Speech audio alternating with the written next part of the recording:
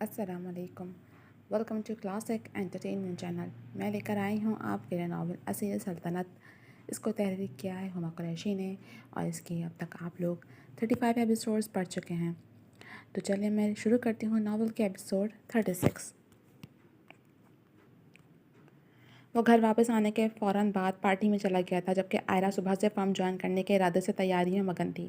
جبھی اسے یاد آیا کہ کچھ ضروری ڈاکومنٹس تھے جو الہی ہاؤس میں موجود تھے، جو وہ روز یا آج کل لانے کے ارادے سے بھول گئی تھی. اس وقت تقریباً رات کے 8 بج رہے تھے. مروان کی واپسی میں ابھی کافی وقت تھا. اب کیا کروں؟ اس نے لب دبائے. خود جا کر لے آتی ہوں. اسی سوچ کے پیش نظر اس نے اسکارف اٹھا کر سر پر لپیٹا اور ہینڈ بیگ اٹھاتے کمرے سے باہر نکل گئی. ساتھ ہی وہ ٹیکسٹ میسج مروان کے نمبر پر سینڈ کر چکی تھی. آیا بیٹا، کہاں جا رہی ہو؟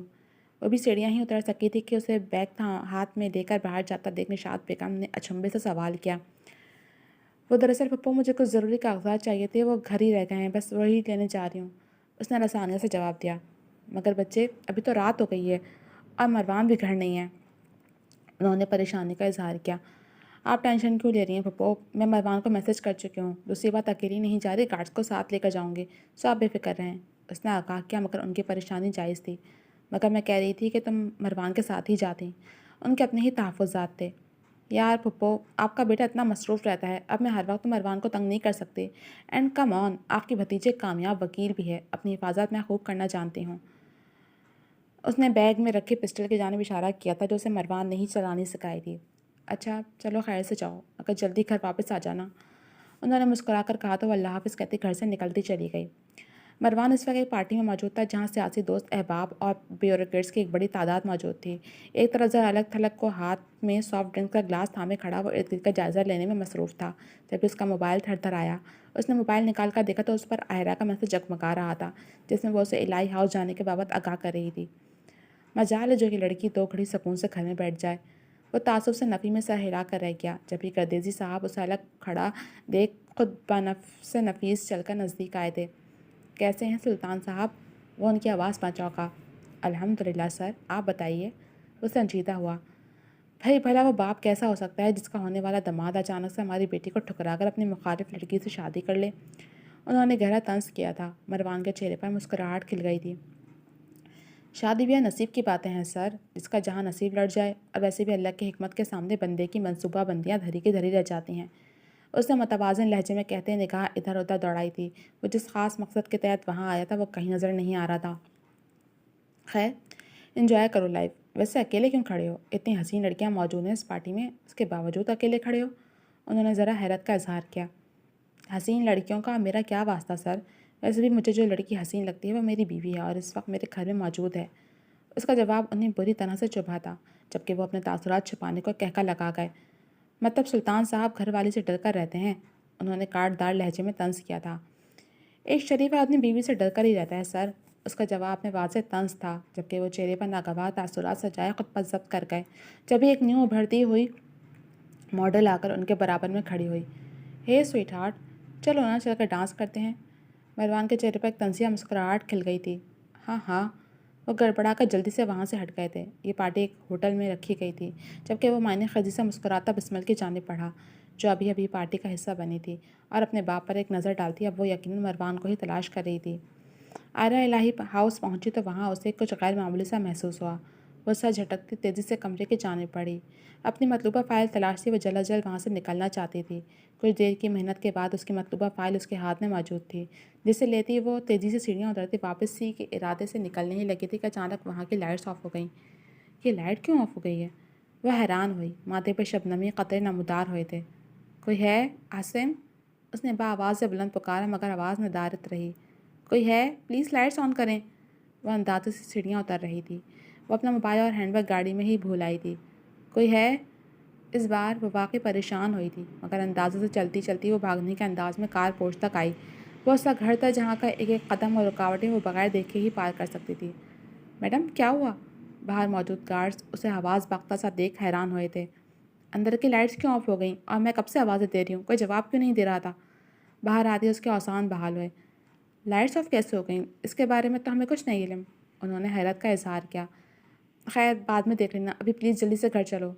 اسے شدید قسم کی گڑبڑ کا احساس ہوا تھا. جبھی وہ تیزی سے گاڑی میں بیٹھتی وہاں سے نکل آئی تھی. مروان نے ہی دوسرا ڈرنک کا گلاس لیا تھا، مگر پہلا گھونٹ لیتے ہی وہ عجیب ذائقہ پر ٹھٹک گیا۔ اسے کچھ عجیب سا محسوس ہوا۔ وہ فوری کلی کرنے کی غرض سے واش روم کی جانب بڑھا۔ بیچ میں ہی اسے محسوس ہوا کہ اس کا سر چکرا سا گیا تھا۔ اس کا ہاتھ واش روم کے دروازے کے ہینڈل پر ہی تھا جب پیچھے سے کسی نے اسے ہٹ کیا اور وہ اپنے ہوش آواز گنوا گیا۔ کیا ہوا؟ گاڑی اچانک سے بند ہو گئی تھی۔ وہ گھبرائی۔ پتہ نہیں میڈم، اچانک سے بند ہو گئی۔ اس نے اسٹارٹ کرنے کی کوشش کی مگر گاڑی شاید گرم ہو چکی تھی یا پھر کوئی اور مسئلہ درپیش آیا تھا۔ اور یہ گارڈز کہاں غائب ہو گئے؟ آئرا نے گردن گھما کر دیکھی تو گارڈز کی گاڑی غائب تھی جو کچھ دیر پہلے تک آتی ساتھ چل رہی تھی۔ شاید وہ لوگ ہم سے آگے نکل گئے؟ ڈرائیور نے حیرت کا اظہار کیا۔ ایسے کیسے آگے نکل گئے؟ تمہارا دماغ خراب ہو گیا کیا؟ آئرا نے خوفزدہ لہجے میں کہتے کانپتے ہاتھوں سے مروان کا نمبر ڈائل کیا جو اب کال پک نہیں کر رہا تھا۔ ٹھیک 2 منٹ بعد جواب موصول ہوا تھا جس میں وہ اسے ایمرجنسی میں اسلام آباد کے لیے فلائی کرنے کے بابت آگاہ کر رہا تھا۔ وہ حیران ہوئی کیونکہ وہ ایسی غیر ذمہ داری کی والی حرکت کبھی نہیں کرتا تھا۔ کوئی گاڑی روکو، کچھ بھی، رکشہ، ٹیکسی، جلدی کرو، مجھے یہاں سے نکلنا ہے جلد۔ وہ جانتی تھی کہ یہ گاڑی بلٹ اور بم پروف تھی۔ مروان اسے کبھی گاڑی سے باہر نکلنے کی اجازت نہ دیتا مگر اس وقت گاڑی خراب تھی اور وہ آدھے راستے میں کیا کرتی؟ دوسری جانب مروان کا پیغام یقیناً کچھ گڑبڑ ضرور تھی۔ میڈم آپ گاڑی میں ہی بیٹھیں پلیز، میں دوسری گاڑی منگواتا ہوں۔ وہ ان کا بہت پرانا وفادار ملازم تھا اور گارڈز کی گاڑی اچانک سے غائب ہو جانا یقیناً یہ ریڈ فلیگ تھا۔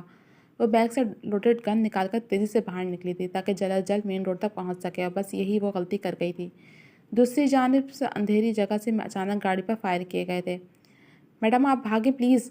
وہ گن نکال کر مخالف سمت میں فائر کرتا اسے دوسری جانب نکال چکا تھا جبکہ آئرا نے بھاگنے کے بجائے اندھیرے میں نشانہ لے کر فائر کیے تھے۔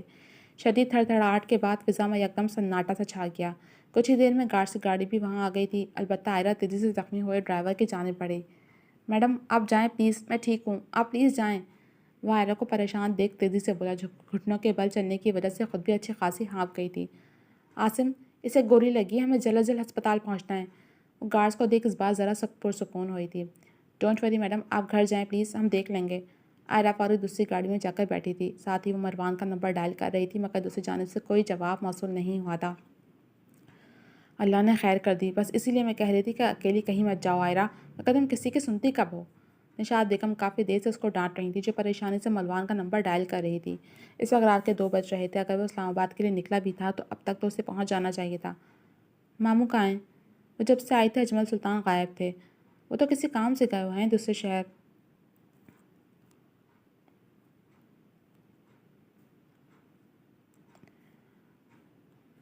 آئرا نے یہ جواب سن کر لب چبائے۔ آخر وہ اپنی پریشانی کے بابت کس کو بتاتی؟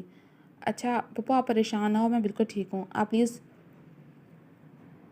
روم میں جا کر ریسٹ کریں، میں ابھی روم میں جا رہی ہوں۔ میری ابھی مروان سے بات ہوئی اور بس آتے ہی ہوں گے۔ وہ انہیں ریلیکس کرتی خود کمرے تک چھوڑ آئی تھی اور ساتھ ہی قدم اپنے کمرے کے جانب بڑھائے تھے۔ مروان کو ہوش آیا تو خود کو اپنے فلیٹ کے کمرے میں موجود پایا اور یہاں تک کیسے پہنچا اسے کچھ خبر نہیں تھی۔ سب سے پہلے موبائل چیک کیا جہاں بس آئرا کا آخری پیغام وہی تھا جس میں وہ اسے الہی ہاؤس جانے کے بابت آگاہ کر رہی تھی۔ میں یہاں کیسے پہنچ گیا؟ اس نے دوسری کال بسمل کے نمبر پر ملائی۔ ہیلو، کہاں ہو بسمل؟ اس نے ڈائریکٹ سوال کیا۔ یہیں ہوں، کیوں، کیا ہو گیا؟ دوسری جانب سے متوازن لہجے میں سوال کیا گیا۔ کیا ہم ابھی مل سکتے ہیں؟ وہ سوال کر رہا تھا اس وقت صبح کے 11 بج رہے تھے۔ نہیں، کیونکہ میں ابھی مصروف ہوں، شام میں ملتے ہیں، اوکے بائے۔ وہ 2 باتوں میں بات سمیٹتی کال کاٹ گئی جبکہ وہ تیزی سے واش روم کی جانب بڑھا مگر اس تمام عرصے میں وہ ایک چیز سے ذرے سے فراموش کر گیا اور وہ تھی گھر والوں کی خیریت۔ وہ کچھ دیر بعد گھر پہنچ گیا تھا اور سیدھا اپنے روم میں آیا۔ اجمل صاحب دوسرے شہر گئے ہوئے تھے جبکہ نشاط بیگم شاید اپنے کمرے میں تھیں اور شاید آئرا بھی فرم چلی گئی تھی کیونکہ وہ آج سے جوائننگ کا ارادہ رکھتی تھی۔ وہ جیسے ہی روم میں داخل ہوا سیدھی نگاہ آئرا سے جا ملی جو صوفے پر ہی بیٹھی تھی۔ ایک لمحے کو وہ ٹھٹک گیا تھا۔ کیا ہوا، تم گئی نہیں؟ اس نے نارمل سے لہجے میں سوال کرتے قدم ڈریسنگ روم کی جانب بڑھائے۔ تمہارا انتظار کر رہی تھی، اسلام آباد کو چھونے گئے تھے کیا؟ وہ سوالیہ لہجے میں بولتی اس کے پیچھے ڈریسنگ روم میں آئی تھی۔ وہ ٹھٹک کر ٹھہرا۔ بہت زیادہ جلدی واپس آ گئے؟ وہ خاموش رہا، پھر آنکھیں مچ کر خود کو کمپوز کیا۔ ہاں بس کچھ مصروفیات تھیں، دراصل میں گیا ہی نہیں۔ وہ مسکراتا ہوا اس کی جانب پلٹا۔ آئرا سمجھ کر سر ہلا گئی جبکہ نگاہیں اس کے چہرے پر کچھ کھوجنے میں مگن تھیں۔ رات کو میں نے تمہیں اتنی کالز کیں۔ وہ سینے پہ بازو لپیٹے سوالیہ ہوئی۔ وہ ٹھٹک گیا۔ کیوں، خیریت؟ وہ اب مد مقابل آیا۔ تم نہیں جانتے؟ اس بار وہ واقعی پریشان ہوا تھا۔ کیا ہوا آئرا، سب ٹھیک ہے؟ وہ تشویش کا شکار ہوا۔ کل رات مجھ پر جان لیوا حملہ ہوا تھا۔ میں نے تمہیں اتنی کالز اور میسیجز کیے مگر تم نے کوئی جواب نہیں دیا۔ کیوں؟ اور تفصیلی لہجے میں بولی تھی۔ مروان کے ماتھے پر بل سمٹ آئے تھے۔ واٹ؟ کب؟ میرا مطلب ہے گارڈز کہاں تھے؟ تم تو ٹھیک ہو نا؟ وہ اس بار حد سے زیادہ پریشان ہوا تھا۔ میں تو ٹھیک ہوں، مگر تم مجھے بالکل ٹھیک نہیں لگ رہے۔ مجھے بتاؤ مروان، کل ساری رات کہاں غائب تھے تم؟ کیا کوئی حادثہ پیش آیا تھا یا پھر کوئی اور مسئلہ رہا ہے؟ اس بار اس نے پریشانی کا اظہار کرتے ہوئے اس کے ہاتھ اپنے ہاتھوں میں قید کیے سوالیہ نگاہوں سے دیکھا۔ کچھ نہیں ہوا، تم ٹھہرو یہاں، میں دیکھتا ہوں اس مسئلے کو۔ وہ تذبذب کا شکار پیشانی مسلطہ بولتا روم سے باہر نکلا تھا۔ آئرہ بھی فوری طور پر اس کے پیچھے گئی تھی، جو فی الحال اسے اپنے حواسوں میں نہیں لگا تھا۔ جی تو جناب، اب تک صرف اتنا ہی۔ کیسی لگی آپ کو یہ ایپیسوڈ؟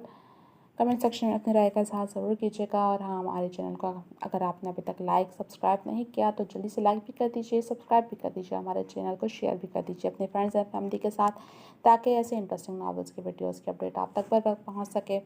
مجھے اجازت دیجیے، جلد ملوں گی اگلے ایپیسوڈ کے ساتھ۔ اللہ حافظ۔